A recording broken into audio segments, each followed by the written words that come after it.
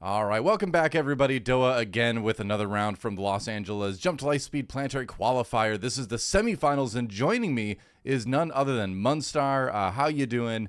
One of your team members, Crate Rider, actually got into the top 8 with your Han list, didn't he?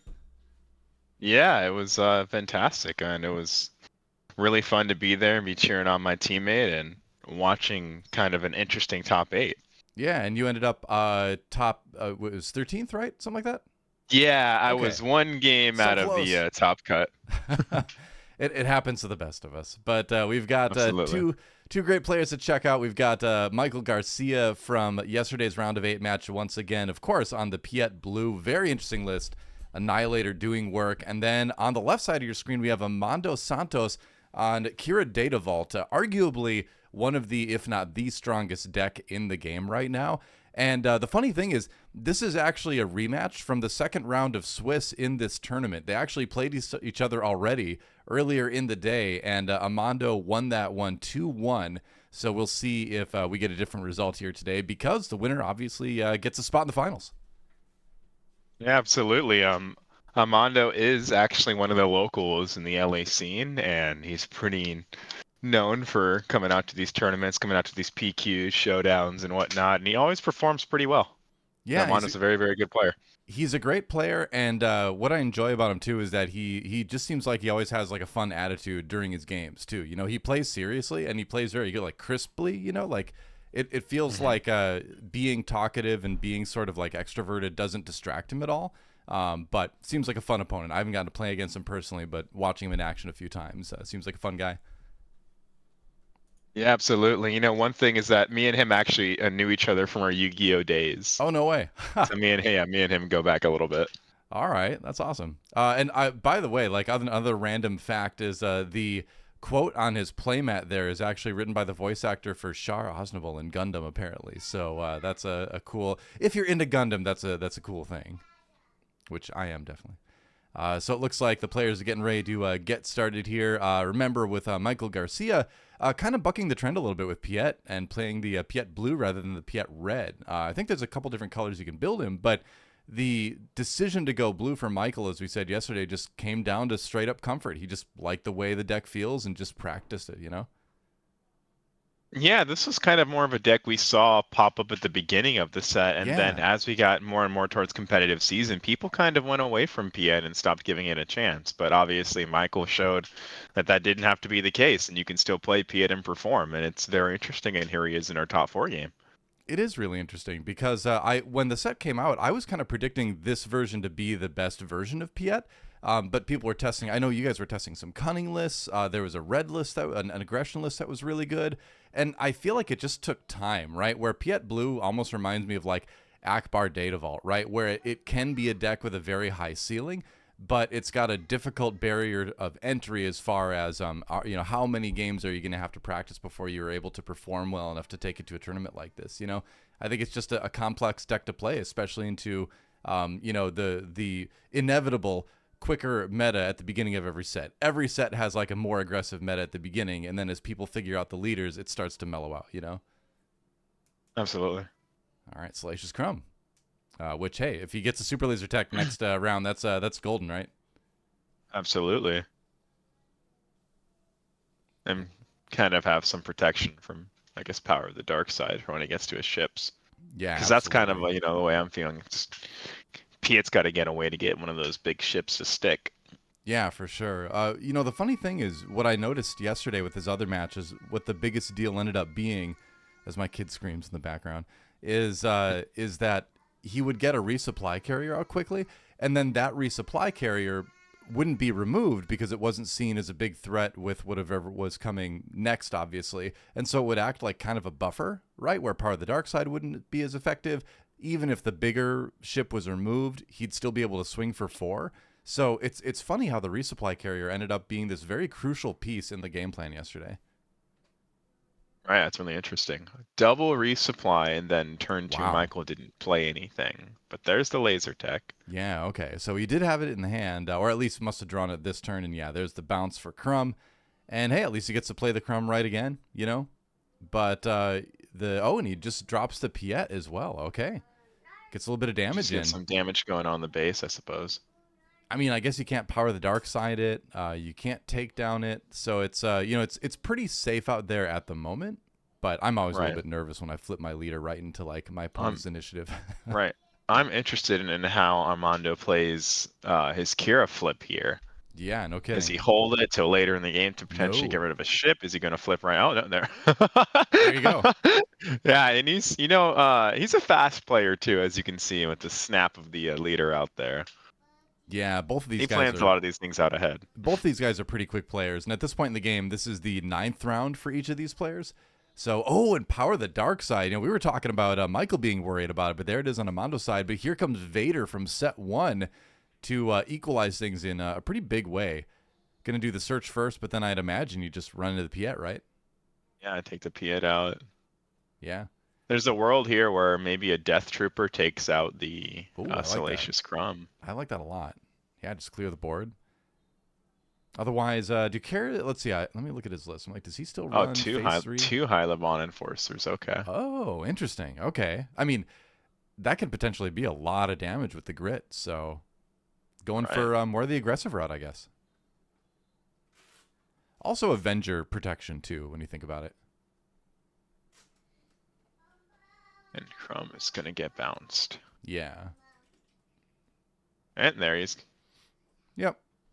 Just backing out. Why not? In and out. Yeah.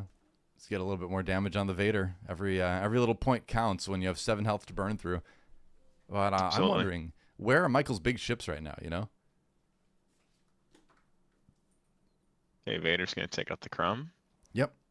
That's right. So over to Michael now, counting up his resources. With Piett, he's got access to 8, it looks like. So I don't think we're going to see anything huge this turn. 3 for another Power of the Dark Side, and that's going to, of course, remove one of the High Levon Enforcers. And yeah, I think that's removing the Vader instead because he wants to get a chance to, maybe poke one of the High Levons with Qi'Ra and just push more damage. That's really, really interesting. Yeah. Oh, Pershing. Okay. Huh. I guess with the Vader already attacking, Amando's like, you know what? He's probably not going to live till next turn anyway. So why not just push the damage I have access to right now? Right. I imagine we may see a laser blast or whatnot from Michael. Let's see. Yeah, I'd imagine this might be a turn where after this you want a laser blast, kind of equalize. That would be ideal, and that would be another good reason to just let the unit that's already attacked go and just, get that one more attack in there. Although, did he attack with the High Levon? Yeah, the High Levon did 3 and the other one did 1. Oh, sure. Okay. There's the Avenger. Hyperspace Foil Avenger. Yeah, not bad. It's pretty. The hyperspace ones look really good. All the Star Destroyers look good. I'm just a big sucker for spaceships. I don't know. This set has been. You can see it kind of shine on the camera there. Yeah. Well, there's like a spot in the upper right where it's just like Glare City, right on the edge of Piett's cards. So, hopefully we don't end up with too many things in that spot because, man, I know from yesterday, you cannot read it. And looks like another draw from Pershing, of course. The Inferno 4 coming down. So Amando really kind of saving all those late game bombs and just sort of like poking away, right? Which, again, when you're playing control versus control, it's a battle of resources. And I'm not talking about the resources that are, letting you play cards. I'm talking about your access to strong late game units and events that are going to win you the game. And the more of those you can save for the longer period of time, the better chance you have of taking it. Absolutely. I think in this match, it really is a battle of attrition, and Amando has been able to get, obviously, his Pershing to stick on the board, and now he's just kind of like, let me just make sure I have removal for all your bombs, and I'm the one swarming the board at the moment. If you're going to only stick a big ship every turn, you're probably not in a good spot. Exactly, yeah. And there's another Avenger. Okay. So playing one more, we would imagine he's got 3 in the list here. I could go look it up, I suppose, but I'm going to guess that that's probably there. But it's funny how much value this Pershing gets at this point in the game when he's so well protected, right? You're protecting against Power of the Dark Side, etc., all that kind of stuff, and just having a lot more cards in the hand help a lot. And there's the no glory only results to take out that Avenger. But yeah, this Pershing, no joke, is actually a scarier card on the board than the Avenger was right now. Yeah, I know some people have talked about it. Pershing in these late game scenarios is kind of like a broken card. Yeah, for sure. Because I mean, he just gets so much value. That's like 4 extra card draws, right? Or 5 extra card draws, I guess, with the health, if nothing else Yeah, runs well, into and him. potentially even more because you can ping whatever else you have on your board. It's Yeah, almost practically infinite draws as long as they don't answer it. yeah, fair. Yeah, and I mean, it's funny because you see people like deck themselves rarely in this game, but it's certainly not often enough, and especially with Data Vault, it's not something you're going to really be worried about. So yeah, just go crazy with the draws. Absolutely.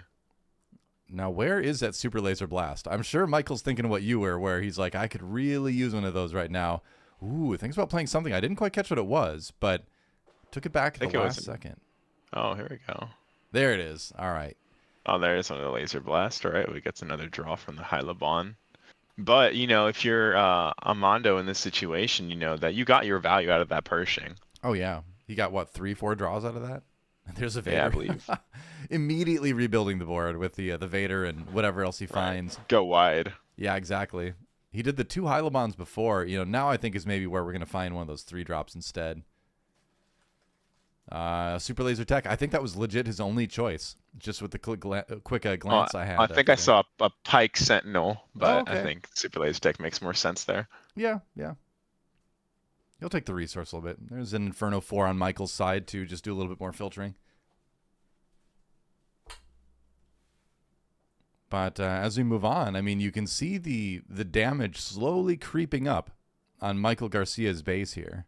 It's going to be a long one, but this is slowly starting to edge the way of Amando. Although, the funny thing is, if you do get like a big Star Destroyer to stick, like if the Annihilator comes in and sticks, we know that thing could just end the game in like 2 or 3 swings, right? So it could change. 5 right there. Yep. Yeah, and then Michael right now is well poised in a position where he can, kind of protect his starship, hopefully from Power of the Dark Side at least with this Inferno 4. Yeah, exactly. I'm I'm still shocked at like how much value Annihilator gave him in that first series that we put up on the channel yesterday in the round of 8 series. Just in one swing in the third game, getting rid of all 3 Luke Skywalkers. it was That's crazy value. it looked painful. I'm not gonna lie. Ooh, what's this? Are we gonna see the Annihilator? There it is. All right, Annihilator and goodbye Vader. We know there's only one left. So unless it's in the resources, it's gone. And yeah, the opponent gets to look through the deck too. So it's open deck list at this point, so they kind of know what's in there, but just getting a chance to look through the deck and seeing what's left over is pretty valuable too. Absolutely. Yeah. Did you find it? Prestige Annihilator.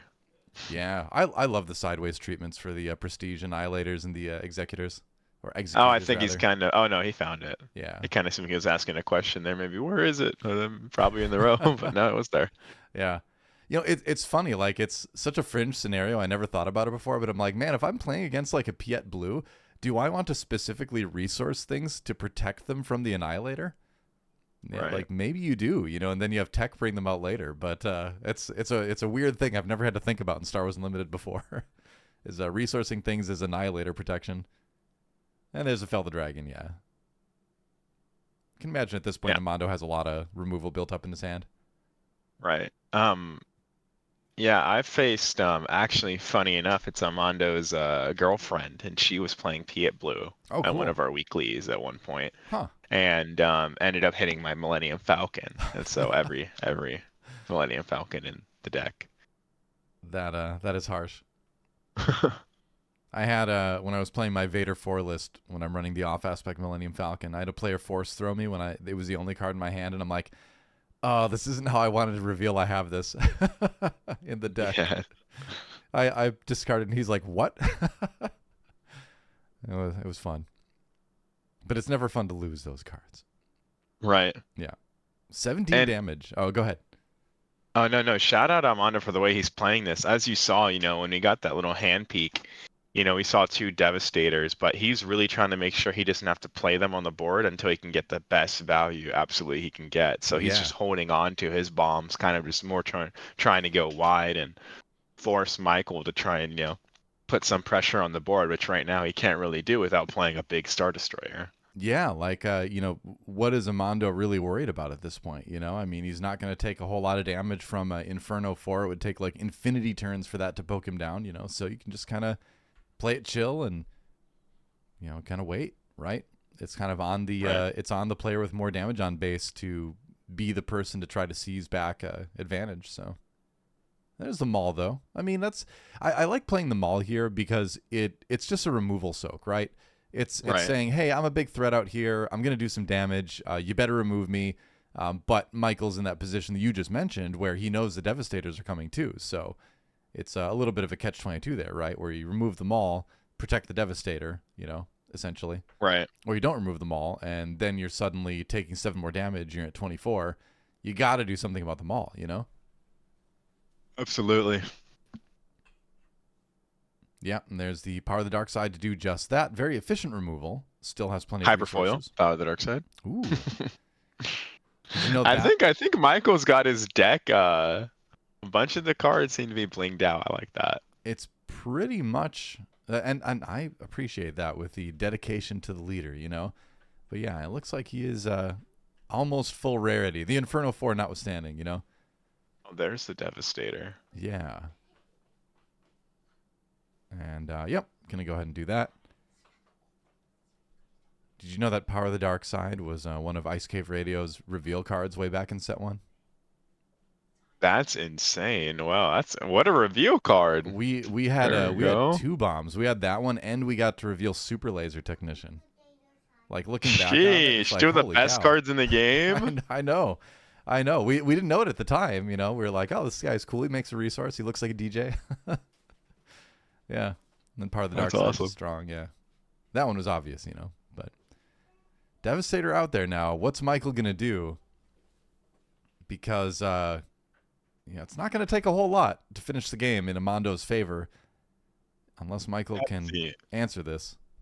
some form of big shit back from Michael's side, but I'm thinking Michael really wishes he'd have. I don't think he does, otherwise he'd be playing it faster. Yeah. Maybe next turn claiming another Annihilator here, get rid of all the Devastators. That'd be an amazing play. I was gonna say, I think that's the play, right? I mean, that's the only way to really stay Right. safe, essentially. Oh, okay. He Oh, can and bring it's back gonna the be Annihilator. the Annihilator. Yep. Yeah, yeah.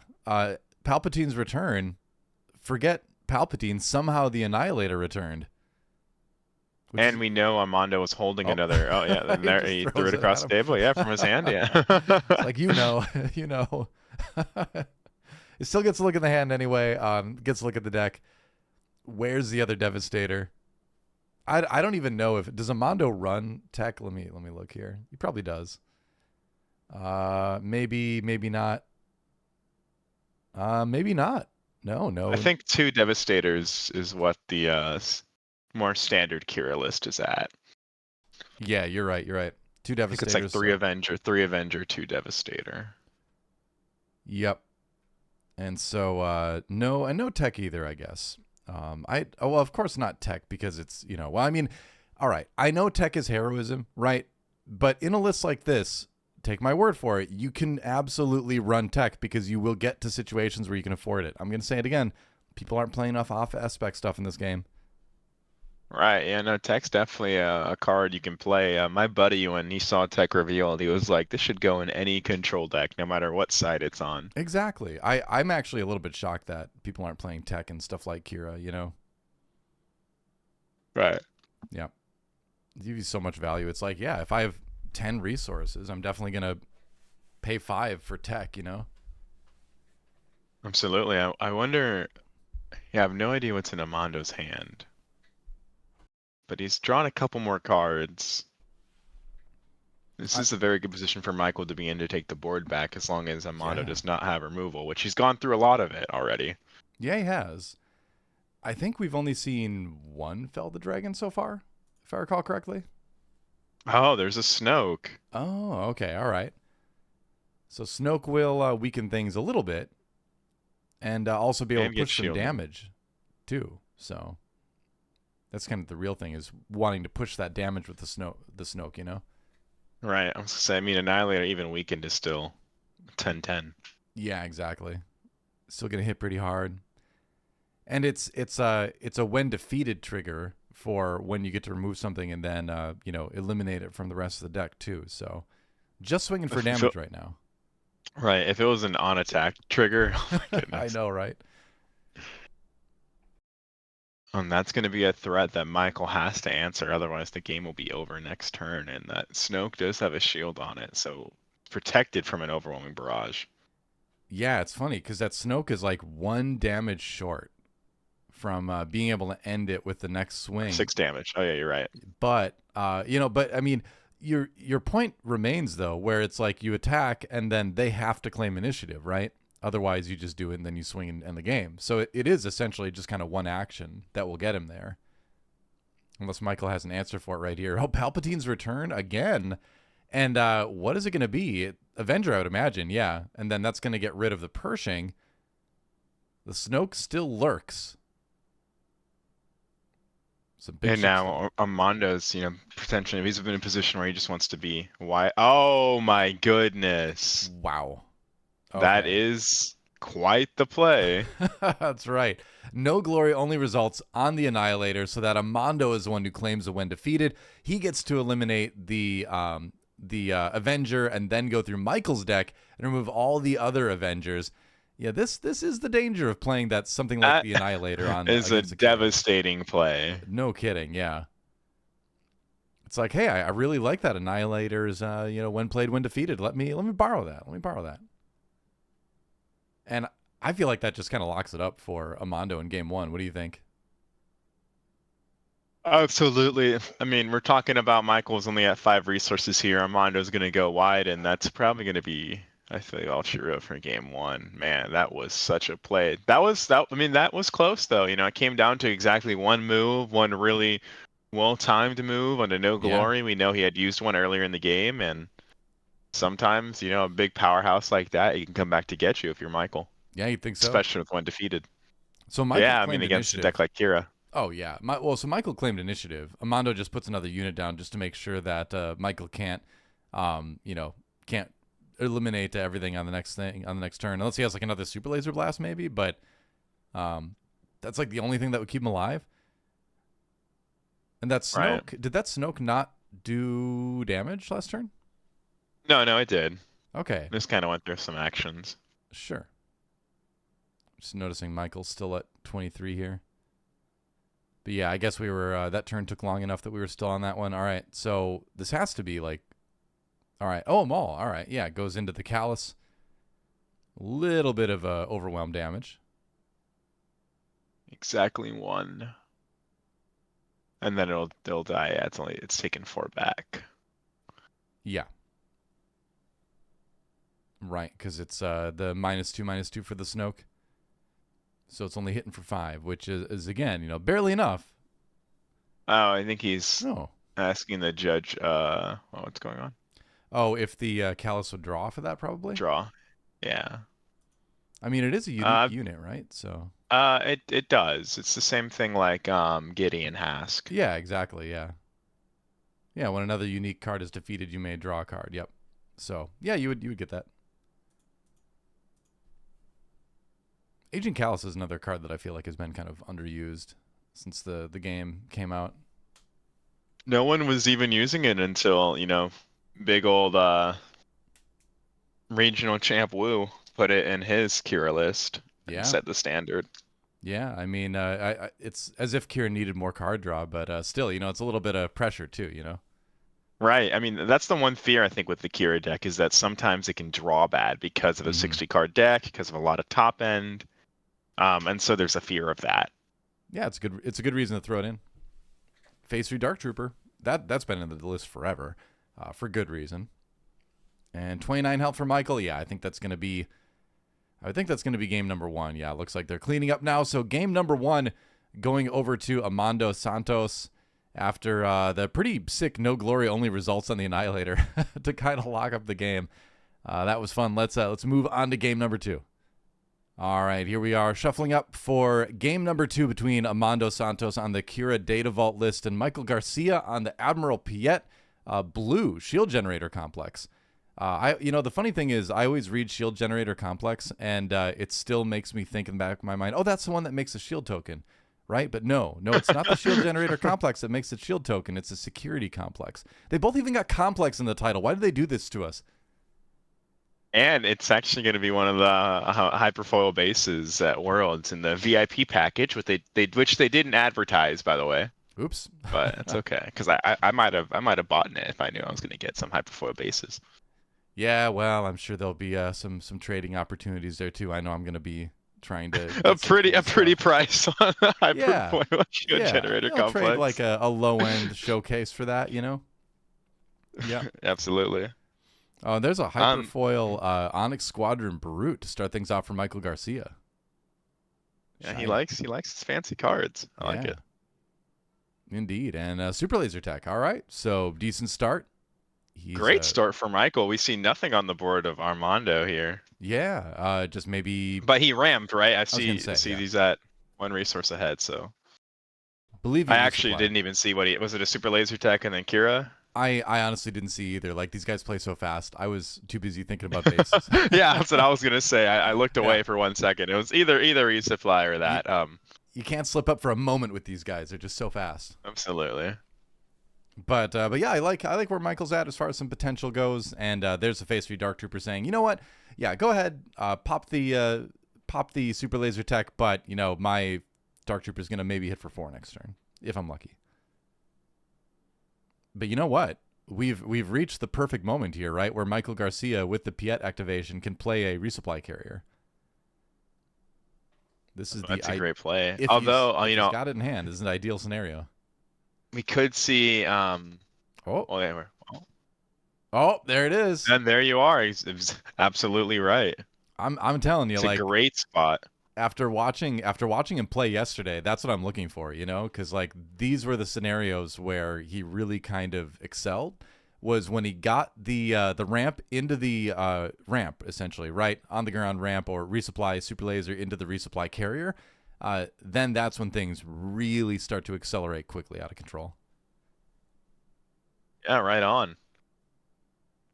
It is the bread and butter of this list, and good damage And already. Well, go ahead. right, looking through the sideboard list here, I imagine Michael definitely put in his relentlesses, so that's going to be an actual threat in this game. Oh yeah, for sure. A lot of late game blue decks, and a lot of late game decks in general rely on some pretty important events, and if those are just unplayable because the first event is blanked, then you run into some big trouble. Right. We do know. I was gonna say one thing here. This is actually would be a relentless turn. Michael also does have takedowns, maybe for the answer to Qi'Ra, so we'll see what he does. Yeah. Might just want to remove the Qi'Ra because obviously with the grit she does present a good amount of damage. Oh, but there's everything being spent. Maybe thinking about it, totaling it up, you do have access to 9, 7 resources on the board, and the 2 discount from the Piett being flipped. Yep. Double checking the math. And it is an Avenger. Okay. Yeah, so not the Relentless, but still a big threat in the air. And man, people talk about the Piett deck being slow, but this is really fast.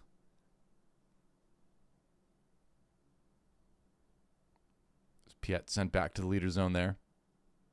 But this And is now like, I wonder if Michael's first move would be to have any kind of removal for the Qi'Ra, just so you wouldn't be under the threat of an overwhelming barrage for. Yeah. Is that that'd be an 8 damage overwhelming barrage, which would be just Exactly. enough to take out the Avenger. And in my experience, Qi'Ra always has overwhelming barrage 100% of the time after she flips. Oh, that in Pershing every game. Yes. Yeah, Pershing turn 1 and always the OB in the hand. That's just, I don't know. Kira's get some just like the force is with them or whatever, Oh, but this time. Turbo laser cell. Well, that does it.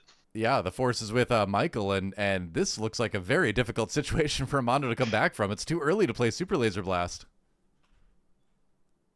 Yeah, not very reminiscent of game 1. No, this is like Piett at its peak, right? Like the Giga ramp into something huge, into the Turbo Laser Salvo. Like, this is the Piett dream game right here,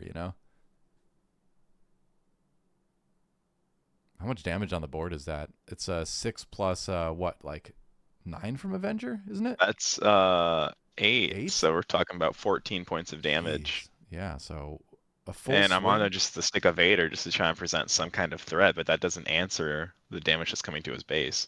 I mean, yeah, go ahead and put more stuff on the ground. That's not going to block anything in the air. The Avenger swings in for 8. And so after this turn, Amando could be looking at 24 damage on base.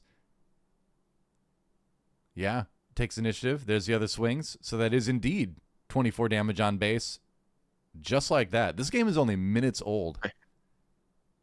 Yeah, these dudes both play hyper fast. Seriously.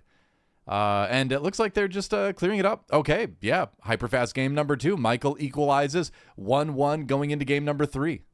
All right, here we are. Game number 3. Amando Santos on the Qi'Ra Data Vault. Michael Garcia on the Piett Security. A shield. See, I'm doing it again. Shield Generator Complex. Not Security Complex. It's a blue base with complex in the name, and it's shield related. That's all I'm going to tell you. But winner of this, Munstar, gets to go to the grand finals of the LA Jump to Light Speed Planetary Qualifier. And man, after last game, I'd say it's anybody's. I can't predict this one. Yeah, no, we saw a battle of attrition game 1, and then game 2, we just saw Piett do what Piett likes to do and just turbo ramp and get complete board control, and there wasn't much answers for Amando here. Although it's important to know that outside of by about 5 resources, Amando had only ramped. So maybe if we get some kind of early board pressure, Like that? oh, there's Pershing.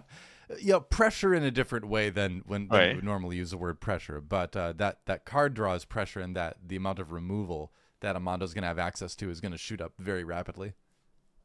Yeah, either that or maybe draw into more ramp because there was a Yeah. ramp battle game 2, but Michael was able to take over that with being able to resupply carrier. Right.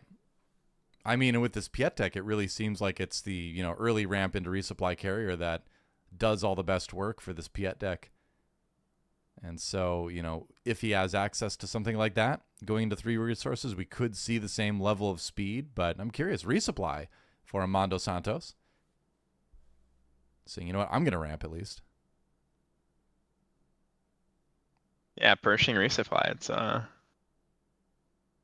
Qi'Ra things. It's a classic. And there's a super laser tech. Okay. Now, no way for Michael to remove the super laser tech at the moment.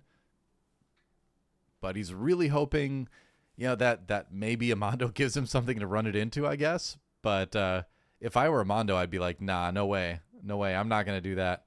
Oh, no glory Oh, on the no. super laser tech.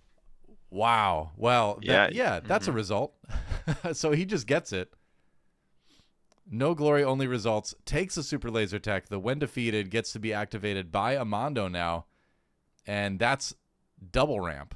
And now Amando's going to be going to 7 resources next turn. That is wild. You can play the Vaders. You can play the Mauls. This is a terrifying scenario for Michael right now. Yeah, that's crazy. Dude, I love it, right? Because Yeah, I was going to say even the P isn't 7 health on the Piett, right? Correct. Yeah. That can die to a Vader or Maul. Vader with Death Trooper or Maul straight out. Yeah, exactly. I love the plan from Amando here, saying, you know what, I'm gonna ramp, and then I know you're gonna want to try to play something to ramp on your 3 resource turn, and if it is Super Laser Technician, I'll be at 5 and I can steal it. Now the resupply carrier still does come through for Michael, but it's a scenario where this is a turn he would have rather had Piett flipped and be playing something huge, right? So you can see how denying just 1 ramp sets this Piett so far behind sometimes. Yeah, it's akin to the whole DJ stealing. Totally, yeah. Yeah, it's not just denying a ramp, it's like literally stealing it. So he's down, equivalently 2 resources from where he would want to be. 4 damage from the resupply carrier. Oh no. Oh my Seriously? goodness. He literally has turned 2 of Michael's cards into resources for himself at this point. That is wild. Absolutely filthy. I mean, what's hilarious too is this thing can just run into the Inferno 4 next turn and do it again too. Right, and that's the sideboard card right there for Amando, and we see the work it put in, and now we're at, go. Yeah, gotta get rid of it. Scary amount of resources. Yeah, for sure.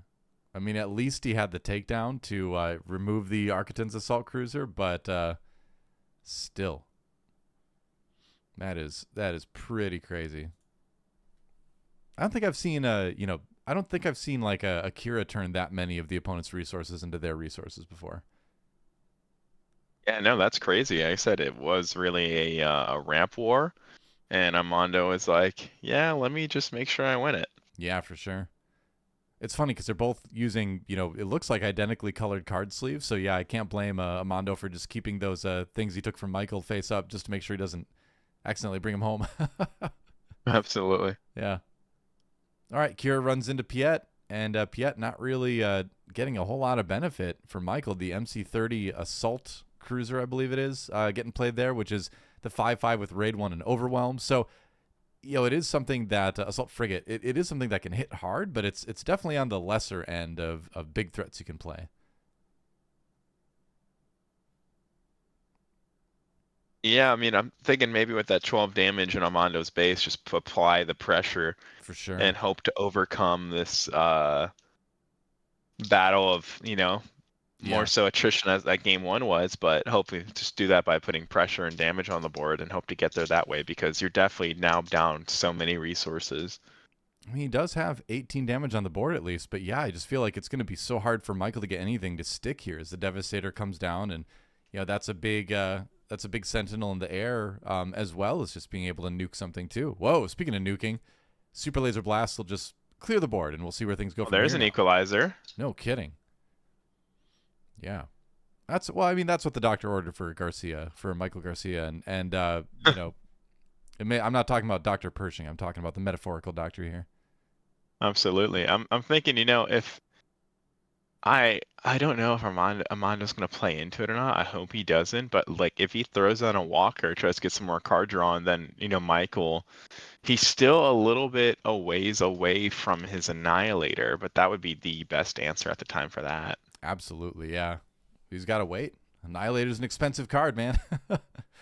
So, Even with Piett, yeah. yeah, even with Piett, exactly. And when you're missing that ramp, it just makes it all the more Right, and difficult. he would have been threatening it right about now, I believe. If Yeah, it's 11. So if he would have had that resource from the Super Laser tech, he would be at the ability to play that with the Piett activation. Correct. And if anything closes games, it's the Annihilator, right? I mean, that's kind of what it's there for, especially in the control matchup because of the when defeated being so powerful as well. But Amando with the no glory only results is scary. Oh, Relentless. I like this. So blanking, the first event that's played by Amando each turn, that could be a big and difference maker, actually. and then just trying to swing for 8. Eight's a Yeah. lot. We're talking about Armando already has 18 damage to his base. Another 8 would bring him to 26, and another 8 after that would be lethal. Yeah, that would be huge. Oh, there's Avenger. All right. Well, I mean, that's one way to get around it, right? You can't necessarily deal with it with events, but Avenger will definitely do the trick too. Oh, Annihilator. He was waiting. He had it in hand. He timed it out well. So now all the Avengers are going to get taken out. There's an Annihilator in the hand, though, Oh, an Annihilator. for Amando. Annihilator and Annihilator crime. I guess so, yeah. I mean, well, we've seen the resources spent, but yeah, you'd think at this point Amando's just going to take initiative and then annihilate the Annihilator, That is crazy. But then if he annihilates the Annihilator, then the Annihilator annihilates the Annihilator that annihilated it. Because of the way Yeah, I'm trying to follow along, but I understand. You got it? Yeah, you got it. I know you understand. No, the Annihilator comes in. It annihilates the Annihilator on the other side, activating that Annihilator is when defeated, which When in turn defeated annihilates the ability. Annihilator. Yeah. So no more Annihilators. You could just Period. remove Annihilators completely from the game at this point. From the game. Until Palpatine's return is used anyway. Yeah. That would be funny, though. Are we going to see the annihilated Annihilator annihilate the Annihilator? These are all correct sentences. I'm thinking Amando wants to just fell the yeah. That's a little bit cleaner. Keep it a little more Yeah. safer, and then sack all the Death Troopers. Yeah, I think that is a little bit cleaner for sure. Yep, gets rid of all the Death Troopers instead. Talk about one thing. It looks like Mike only has a couple cards in his hand, versus Amando's like Yeah. 5 or 6. I mean, that's the power of Pershing, right? Hmm. Yep. It really does go back to, the Pershing being on the board early, getting some card draws, pays dividends later in the game.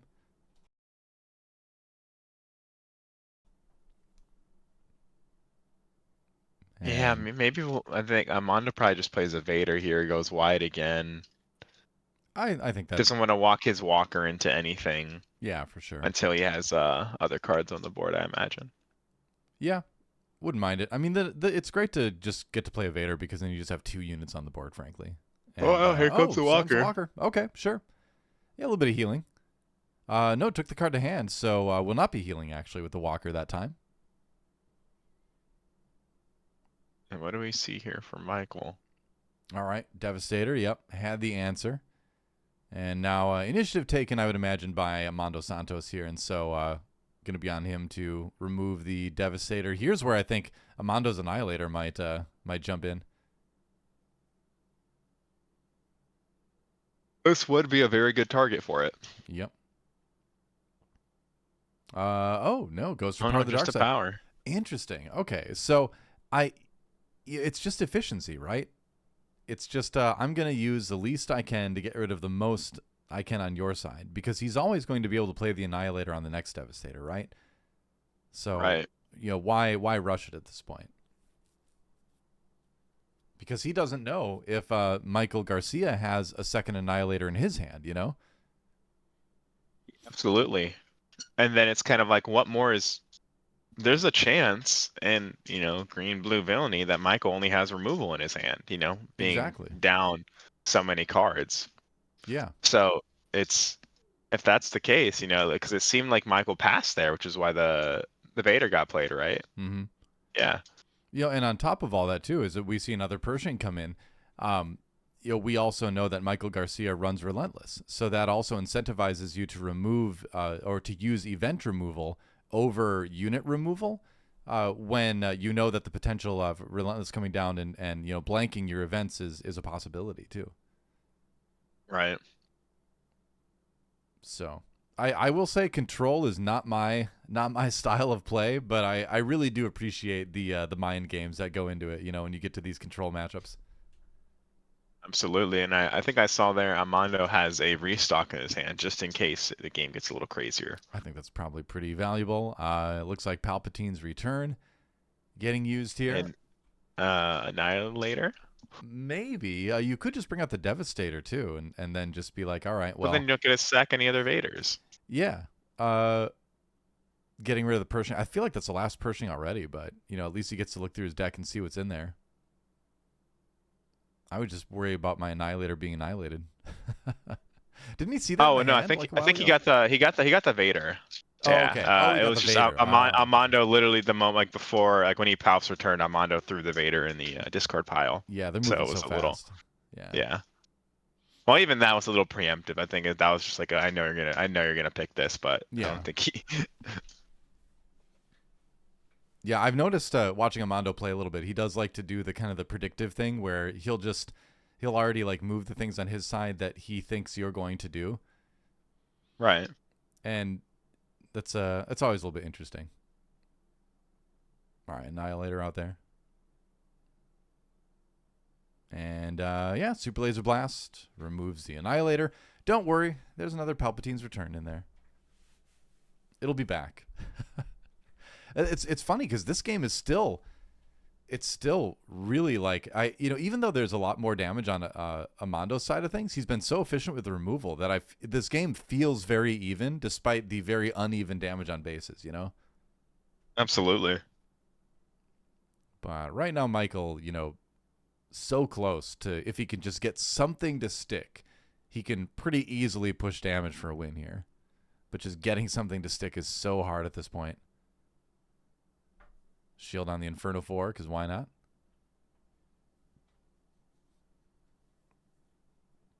Protects you against the other one, I guess. Yeah, and then it's like, I'll poke you with the Inferno 4. Yeah, I mean, they still would end up trading with 2 attacks either way, shield or no shield. since that Inferno 4 had to take 2 damage to get the shield. But maybe sometimes you just want to use an action, you know? There's another walker coming through. Will he heal this time? The heal could be very relevant. Yeah. You have to discard it to heal. I think it's the most thinking he's done all 3 games. I'm kidding. Possibly. He has not healed with it yet. Yeah, takes the card. Oh, he's going to draw. I love it. Okay. With some contemplation there. That is boldness. Another Super Laser Blast comes in to clear the board. Couple Inferno 4 triggers. Yeah, exactly. Some hand filtering there for both players here. But Amando with only 13 damage remaining between him and Oblivion. Or you could say Annihilation, I guess, in this case. Michael looking good health-wise, but these, you know, again, these late game bombs have a way to equalize the health pools very quickly. That's still anyone's game. Yeah, for sure. This is a really great game 3 for the series. Callus comes in. Okay. Oh, I was going to say, I love that Callus there, just presenting that if Michael does play a bomb and he removals it, you know, Amando will get some more card draw. Yeah. It's always just one of those cards where it's like, it kind of requires an answer. If it doesn't, it's just going to poke you for 4 damage, which is really annoying. I do think it's a great addition to the deck. And it looks like we are moving on to yet another turn. We're deep into this game 3. Game 1 was long. Game 2 is blazingly fast. Game 3 is a grind for both of these players, but Michael has been able to slowly poke away at the health on Amando Santos' base. Pike Sentinel comes in, and you know, you feel bad using his own Pike Sentinel? Oh, his own Pershing. Oh, wow.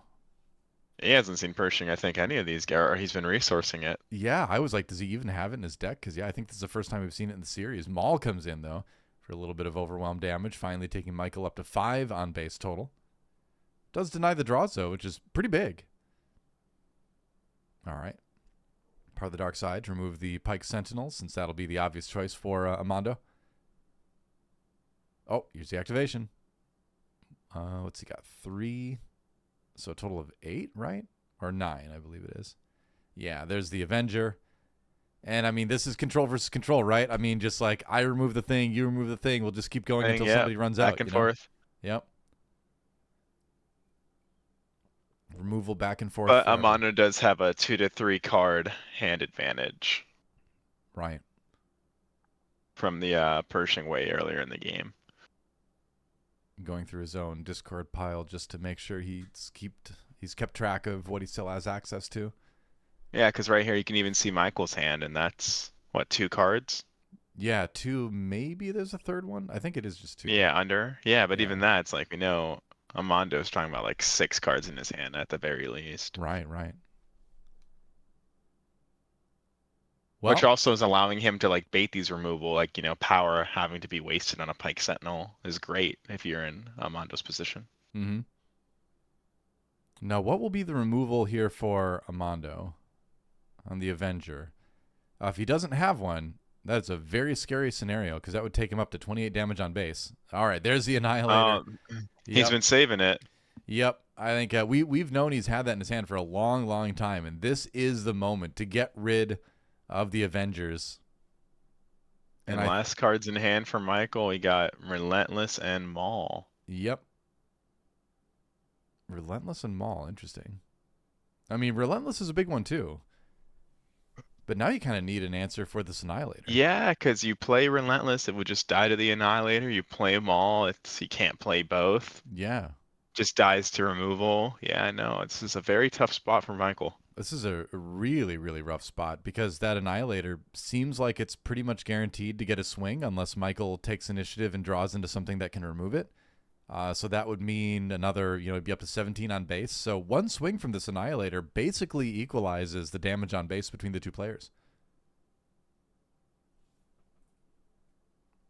And honestly, since Amando has more health on his base overall, it effectively does equalize the amount of damage that is needed to end the game.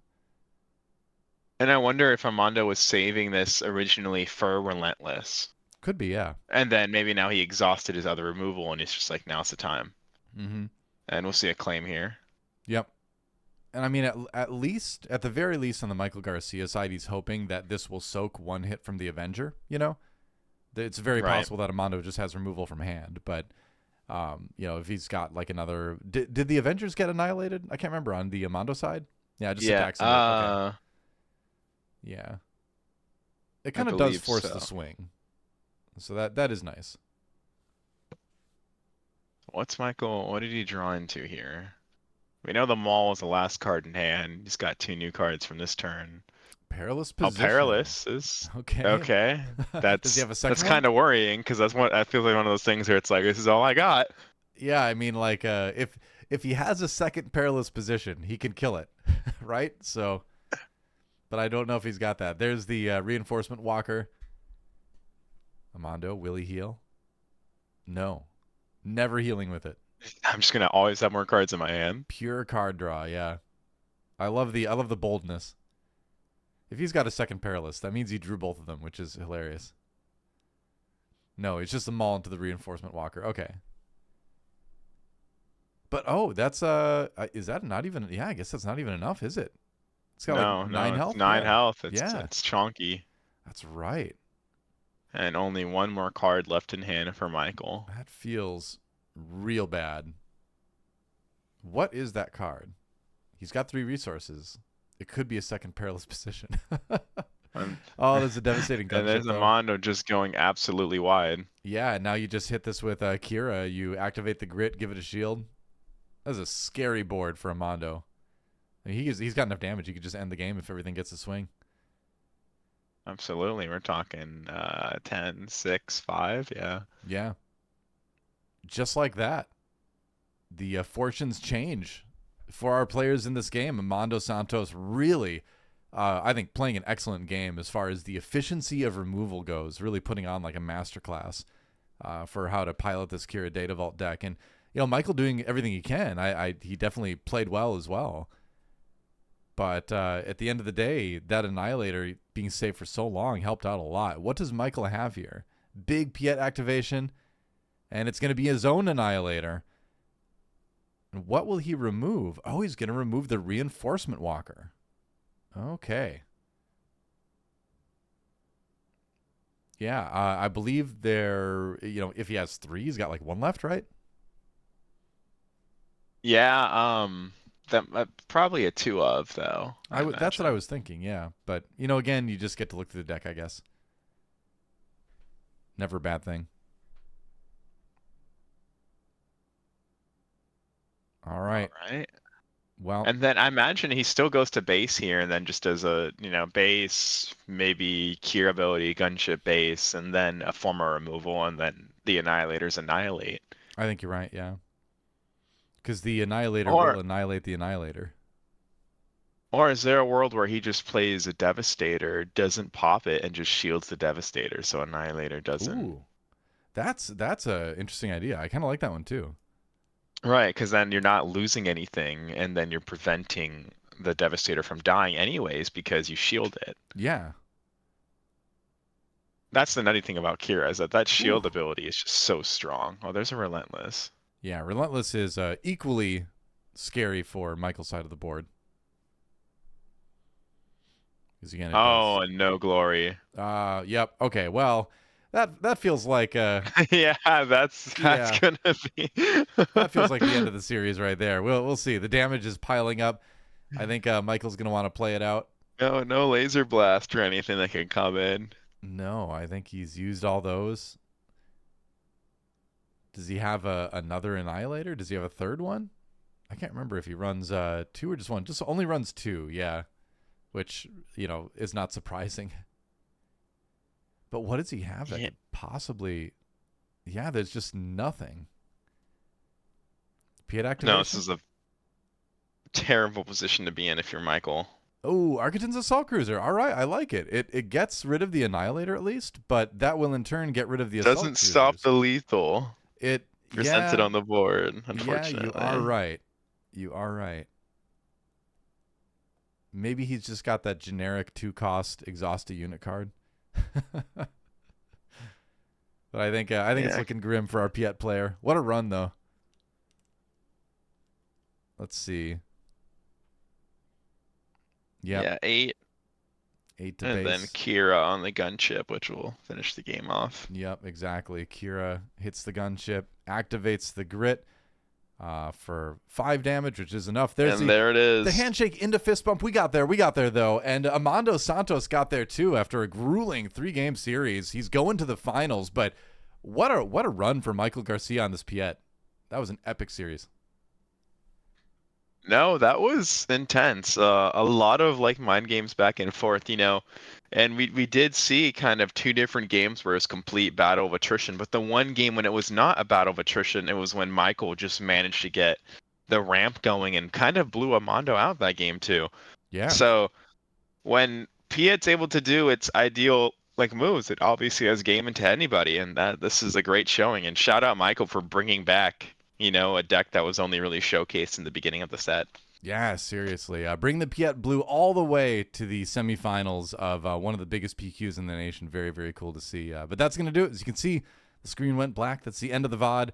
And so we'll close it out here. Thanks again for jumping in and casting, Munstar. It's always fun. It was a whole lot of fun. Thank you for having me. All right. Well, we are going to go and do the finals tomorrow. You won't be able to make it. I'll solo that one, but we'll catch you soon. Thanks for watching, everybody.